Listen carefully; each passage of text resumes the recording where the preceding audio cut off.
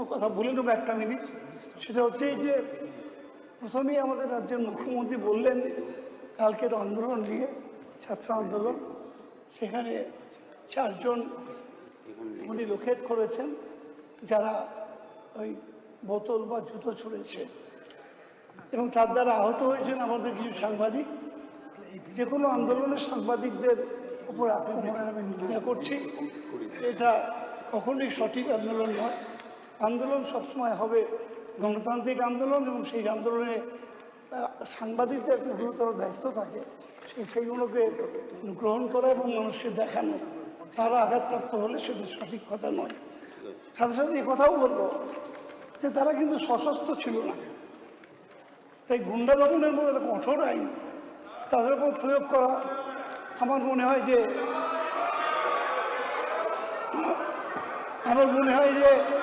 এটা ভেবে দেখা উচিত।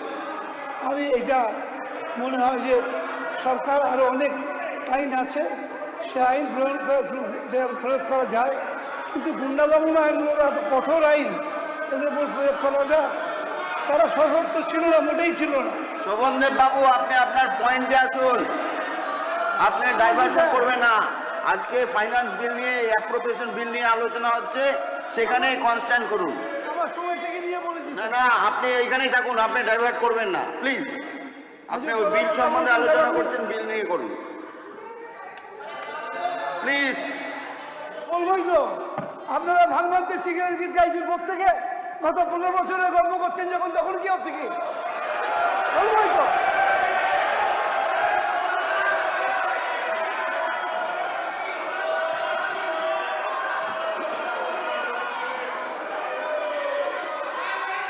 আমি প্রথমেই আমাদের সম্মানীয় অর্থমন্ত্রীর কাছে আমি একটা জিনিস জানতে চাইব যে আপনি আপনাদের দল ক্ষমতায় আসার সঙ্গে সঙ্গে আমাদের রাজ্য থেকে লোন প্রসেসিং সেন্টার SBI এর, চেক প্রসেসিং সেন্টার এবং পেনশন প্রসেসিং সেন্টার আপনারা ক্ষমতায় এলেন, SBI এখান থেকে তুলে নিয়ে বোম্বে চলে গেল।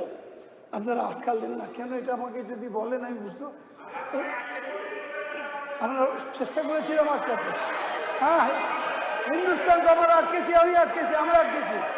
হিন্দুস্তান কভার আটকেছি, হিন্দুস্তান কভার আমরা আটকেছি। এই বলছি তো, হিন্দুস্তান কভার আমরা আটকেছি।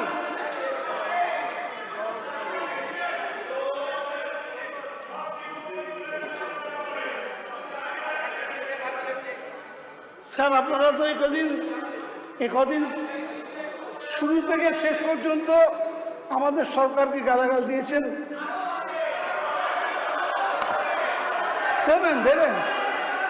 দেবেন তো, নিশ্চয়ই দেবেন।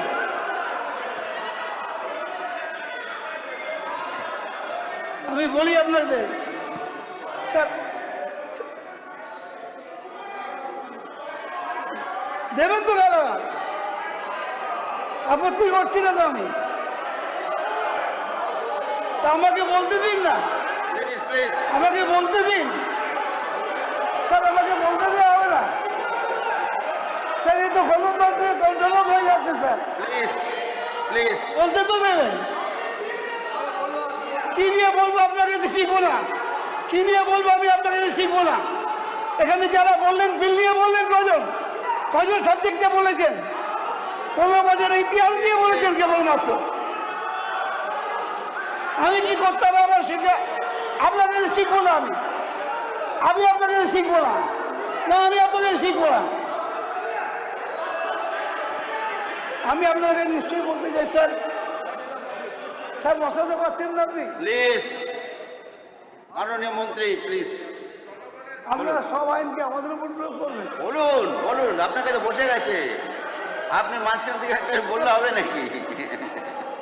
ভারত সরকারের শিল্প, অভ্যন্তরীণ বাণিজ্য উন্নয়ন বিভাগ তারা একটা রিপোর্ট প্রকাশ করেছে। সেই রিপোর্টে পরিষ্কার তারা বলছে, তাদের অ্যানুয়াল রিপোর্ট 2024-25-এ দেখা যাচ্ছে বড় বিনিয়োগের ক্ষেত্রে, বড় শিল্পে বিনিয়োগের ক্ষেত্রে বাংলা অন্যান্য রাজ্যকে ছাড়িয়ে গিয়েছে। দেশের প্রথম 3-এ উঠে এসছে বাংলা কেন্দ্রীয় সরকারের রিপোর্ট, আমাদের না।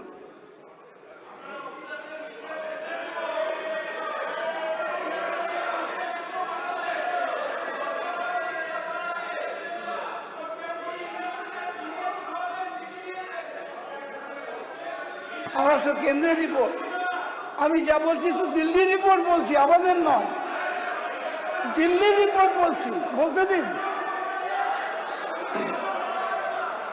পঞ্চায়েত মন্ত্রকের দেওয়া রিপোর্ট, মমতা সরকার নতুন স্বীকৃতি পেল। কেন্দ্রীয় রিপোর্টে পশ্চিমবঙ্গকে হাই পারফর্মিং স্টেট বলছে কেন্দ্রের পঞ্চায়েত দপ্তর। আর দিল্লি রিপোর্টে বলছি আমাদের সরকারকে, আপনারা যে এতক্ষণ ধরে বলছিলেন না দিল্লি রিপোর্ট, আমাকে তো বলতে দেবেন নাকি? তাহলে বসে যাচ্ছি, দরকার নেই আমার। বসুন বসুন বসুন। আপনারা কদিন ধরে কেবল বলে গেলেন থাম কালকা যোগী।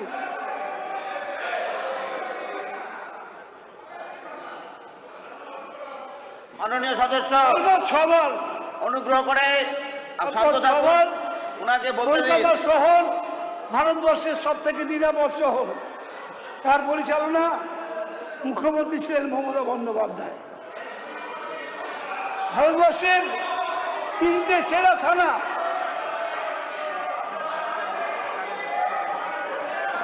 তিনটে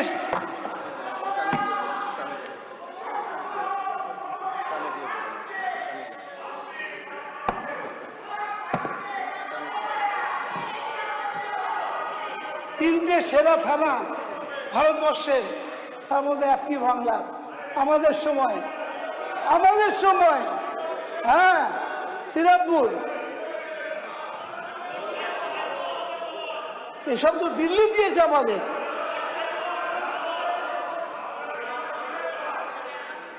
এটাও দিল্লি বলেছে দেশের মধ্যে একমাত্র বাংলার স্কুলের ড্রপ আউট শূন্য, এটা দিল্লি দিয়ে বলেছে। দিল্লি রিপোর্ট, আমার একটা রিপোর্ট এখনো বলিনি, আমি এখনো আমার একটাও রিপোর্ট বলিনি।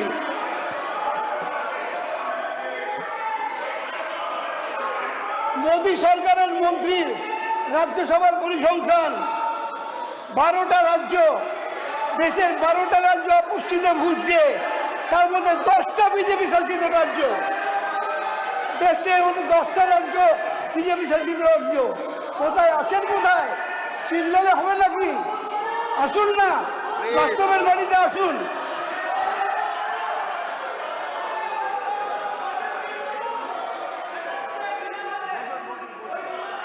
আবার রিজার্ভে যা বলার আমি বলছি, আপনি বসুন, আপনি বসুন। স্পিকার বলবেন, আপনি কে? আরে স্পিকার বলবেন, আপনি কে? আপনি কে বলছেন? বসুন না না, আপনি বসুন please.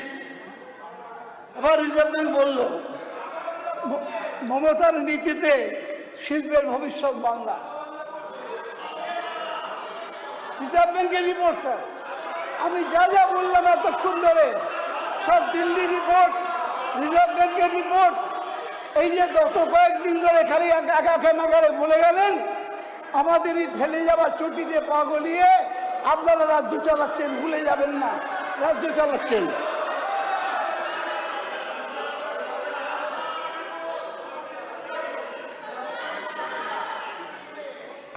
Technical IT global, Kolkata IT sector booms 70% annual growth.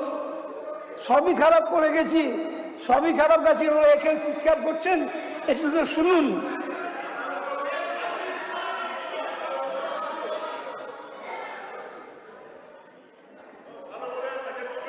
মাছের উৎপাদনে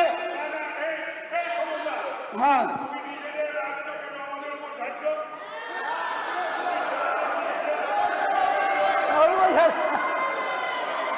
বসো বসো তখন ভাই বসো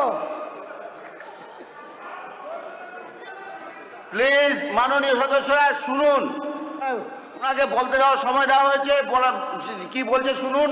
আপনার সময় আসলে আপনি বলবেন, পশ্চিমবাংলা আমাদের কি আছে, আপনারও তো সময় আছে প্লিজ। তুমি তো আমার সময় বলছি স্যার, ওরা কেন বাধা দিচ্ছে? আমাদের সময় আমরা ধানের উৎপাদনে দেশে 1 নম্বর হয়েছি। আমাদের সময় ক্রপিং ইন্টেন্সিটিতে ভারতবর্ষে 1 নম্বর হয়েছি। আমাদের সময়ে পাটের উৎপাদনে আমরা দেশে 1 নম্বর হয়েছি। আমাদের সময়ে আলুর উৎপাদনে আমরা দেশে 2 নম্বরে হয়েছি এবং মাছের উৎপাদনে আমরা দেশে 2 নম্বর হয়েছি। আমাদের সময়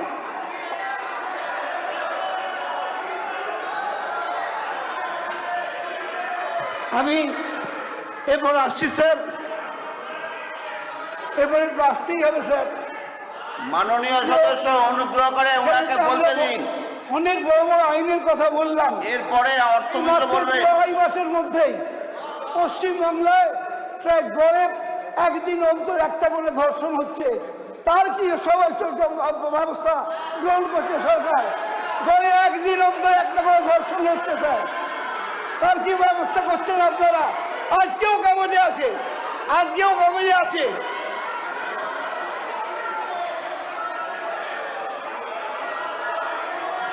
আজকেও কাগজে আছে স্যার। আজকে স্যার আমি বলবো আপনাকে, যে বাজেট করেছেন আপনাকে আমি অর্থমন্ত্রীর প্রতি আমি সম্পূর্ণ শ্রদ্ধা রেখেই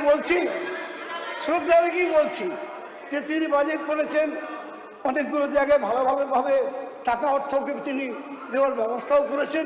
এ ব্যাপারে আমার কিছু বলার নেই, কিন্তু বাজেট নিয়ে আমি অনেক সময় পরিষ্কার বলেছিলাম যে এই বাজেট একেবারেই কেন্দ্রীয় সরকারের সাহায্যের উপর নির্ভরশীল বাজেট হয়েছে।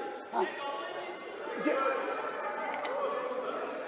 তার রিসোর্সটা আপনি আমার রাজ্য থেকে রিসোর্সটা কি করে আপনি আরো বেশি করে জোগাড় করবেন, তার হদিশ কিন্তু দেওয়া হয়নি কোনো জায়গায়। দেওয়া হয়নি। ওই দিল্লি দেবে, আপনারা চালাবেন। অর্থাৎ স্বনির্ভর বাংলা গড়ে দেওয়ার ক্ষেত্রে আপনারা যে কিছু করতে পারছেন না, এটা আপনারা স্বীকার করে নিয়েছেন। যাই হোক, আমি আমার বক্তব্য আর দীর্ঘ করবো না স্যার। আমি শুধু এইটুকু বলতে চাই, এটা খুব সিম্পল ব্যাপার, খুব ক্ষুদ্র ব্যাপার। কারণ এই বিল পাস সকলকেই করতে হবে, এখানেও করতে হবে, এদেরও করতে হবে, আমাদেরও করতে হবে। কারণ তাহলে সরকার চলে না। সরকারকে চলবার জন্যে অ্যাপ্রোপ্রিয়েশন বিল সকলকে অনুমোদন করতে হয়। আমি অনুমোদন করছি। শুধু আপনার কাছে আমার বক্তব্য একটুখানি, সেটা হলো যে আমি এতে বলবো তখন জানাবো আপনাকে যে ফিনান্স বিলে বলবো তখন বলবো যে আপনার